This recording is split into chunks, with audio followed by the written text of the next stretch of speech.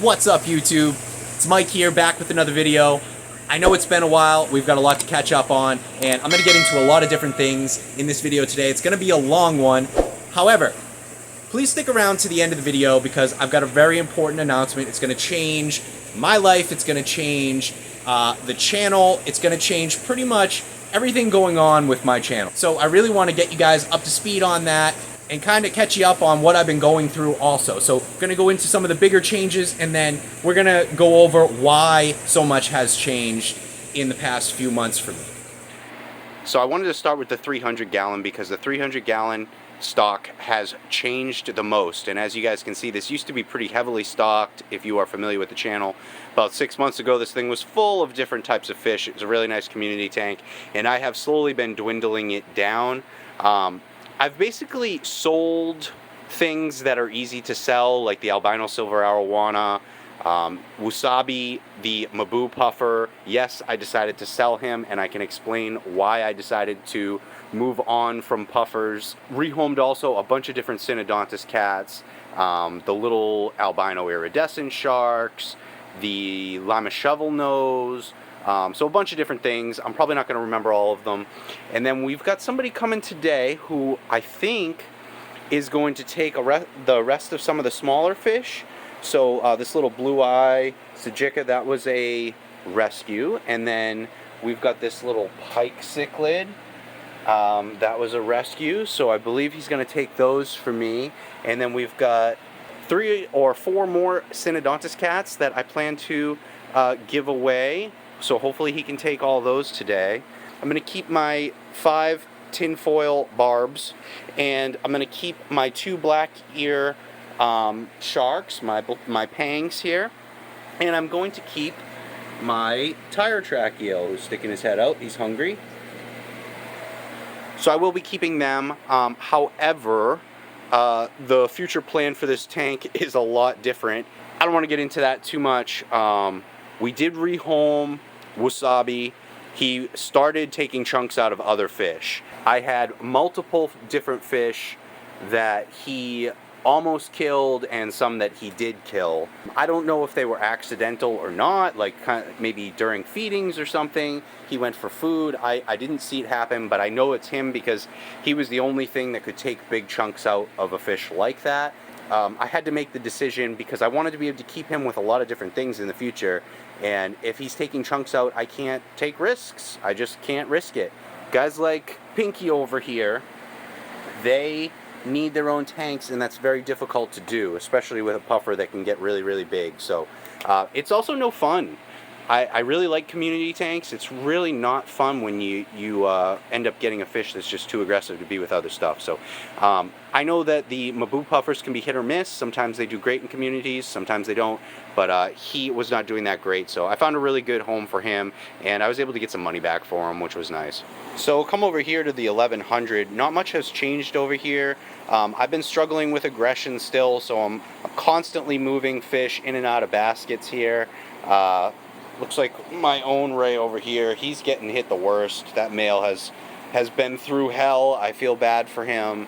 But because I've just got so many rays right now and they're all so aggressive, I'm just doing everything I can to try to move them around enough to keep them alive. Full disclosure, I have had some losses. First, I had losses of my own stingrays. And then I have had losses of Kevin's stingrays. Now luckily we have the majority of them. And I will get into how we lost some rays. I will go over the whole timeline. I've talked to Kevin about this, so he knows that I've lost some of his rays. I will get into this in another video. I think when they come to pick up the stingrays, in that video that I do, I'm going to kind of explain, what I've been through a little bit more. I think some of you guys saw what was happening in the few videos I was doing at the beginning of getting the rays. I know I fell off like after a few months into that.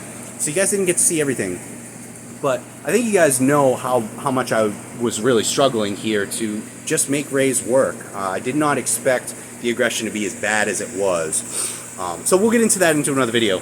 Luckily, we will have Rod coming to get his rays, or Rod coming to get Kevin's rays? I don't know how that works. I don't want to rant too much. I really wanted to get into the problems that I've been having over the past few months with filtration And when you get big tanks, you got big pumps, and there's just a lot of stress that comes with that.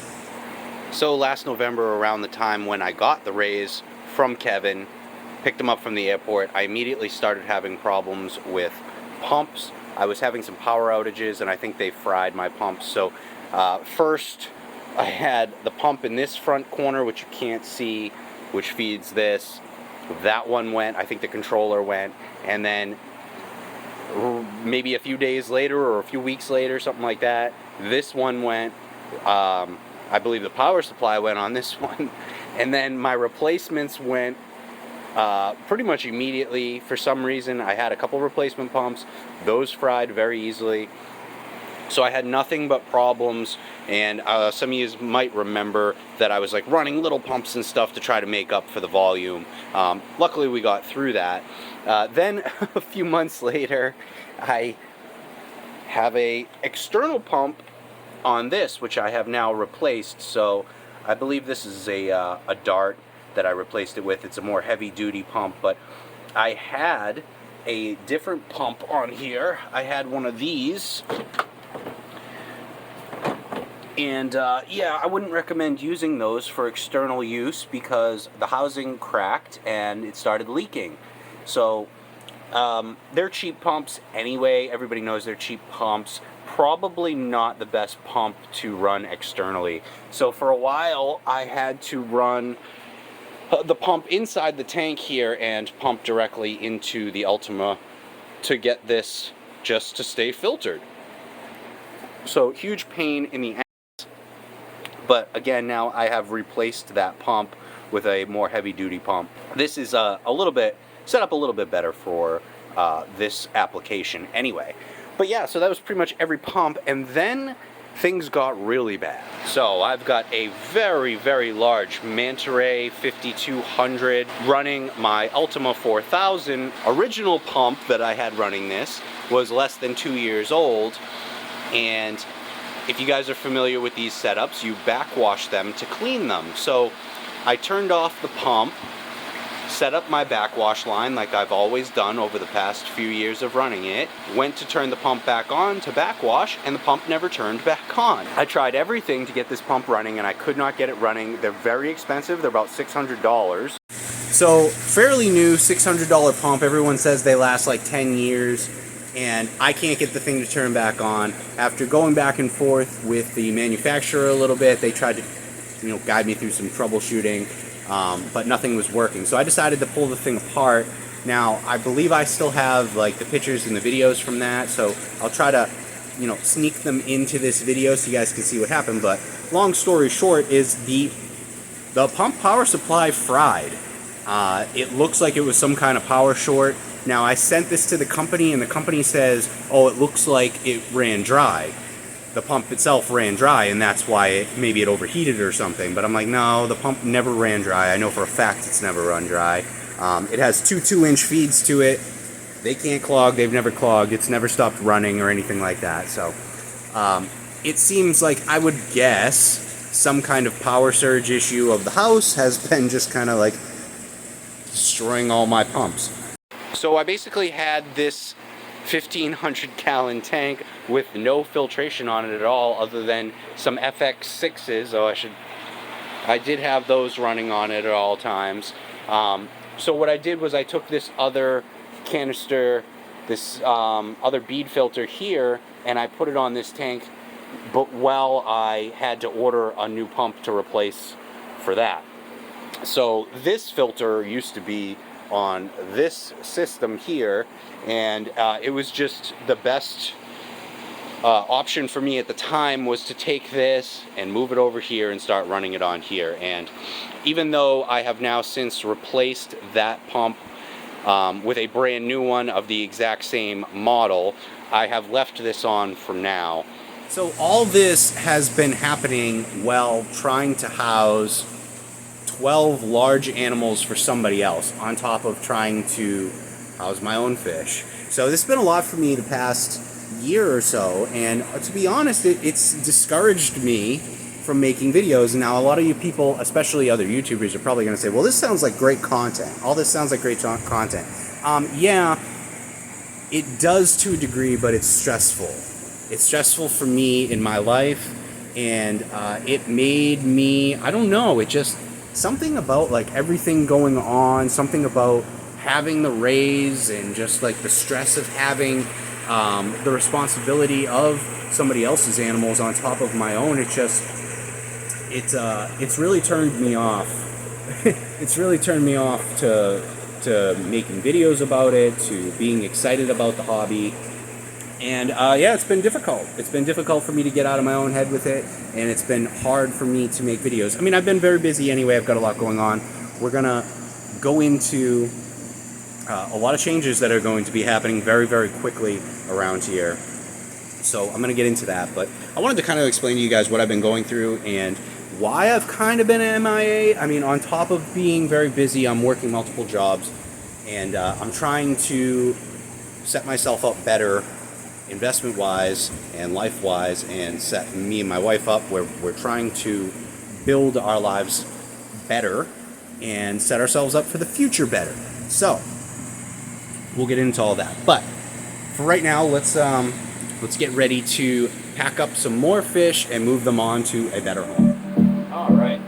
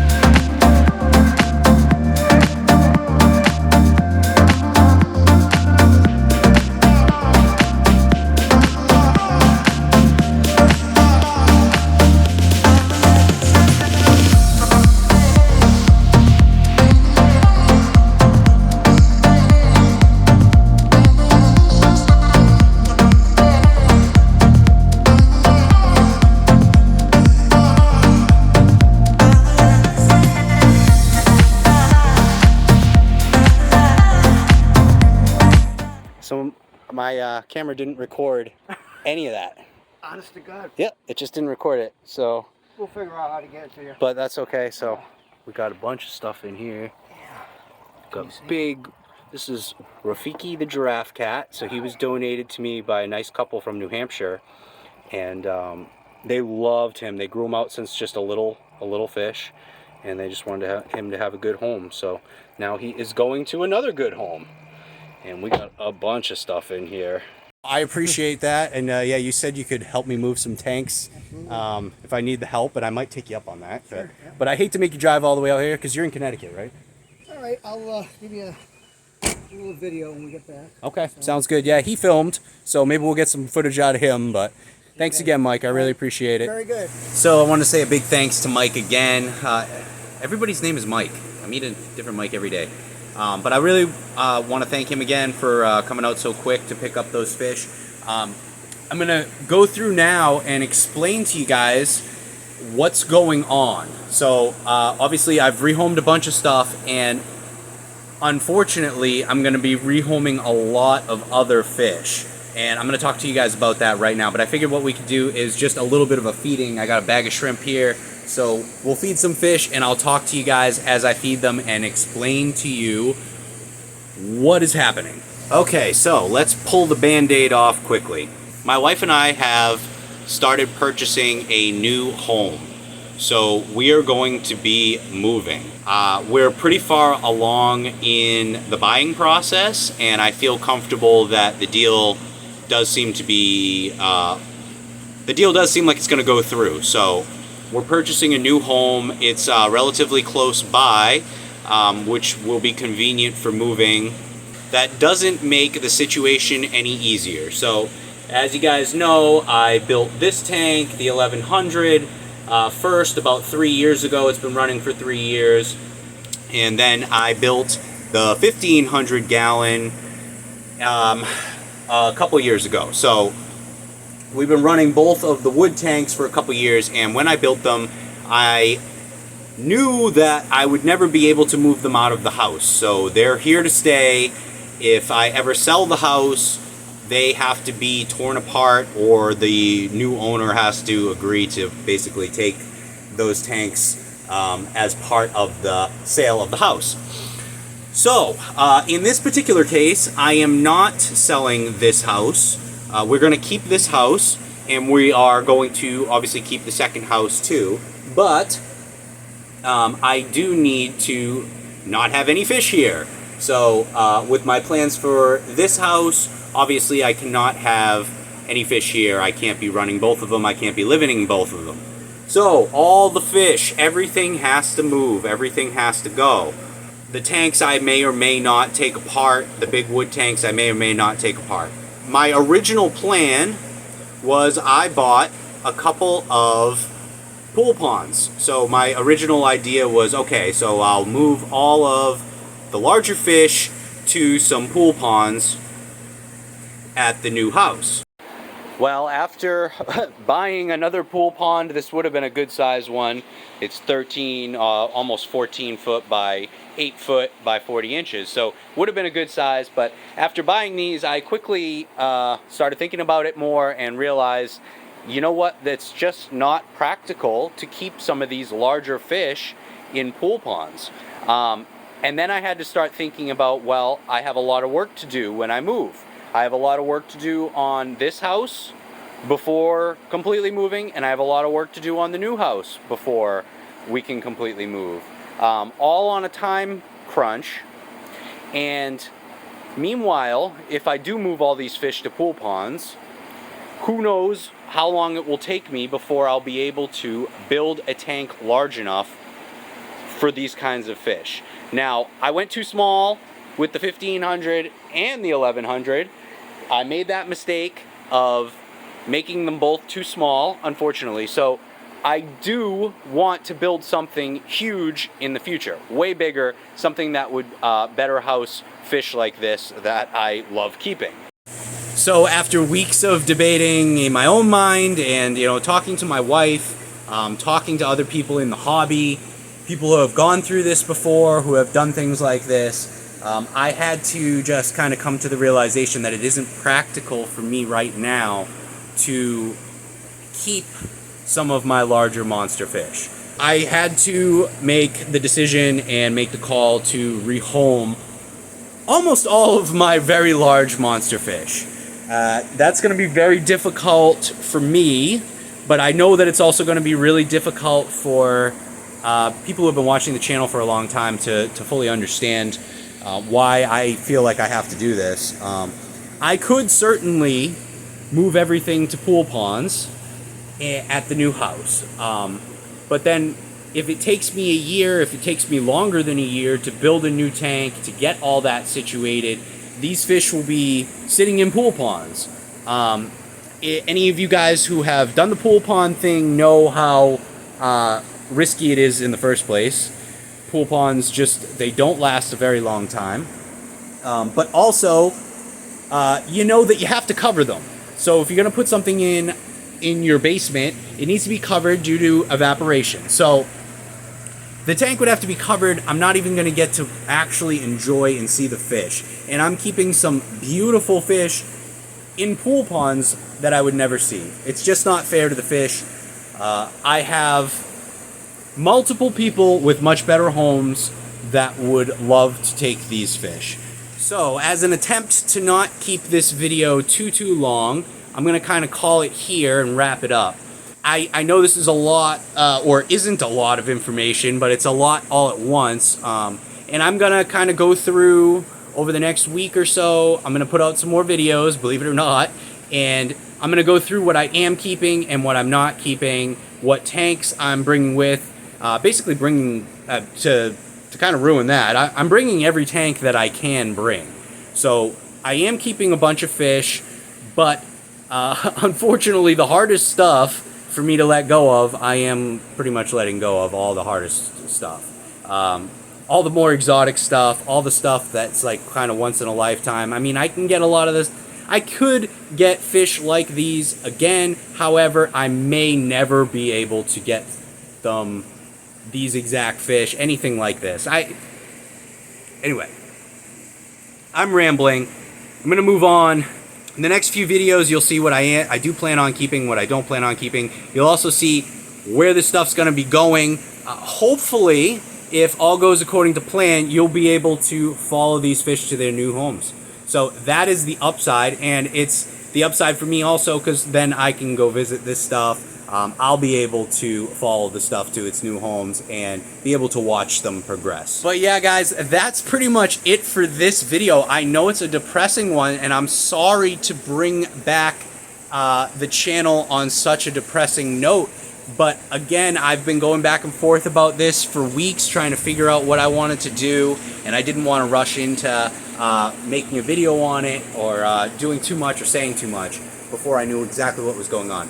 Yeah, that is it for this video, guys. I thank you as always for watching. I ask you to please subscribe to the channel. We have so much future content coming out. Keep an eye out for the next few videos. Like the video if you like the video, and I will see you in the next one. Thanks.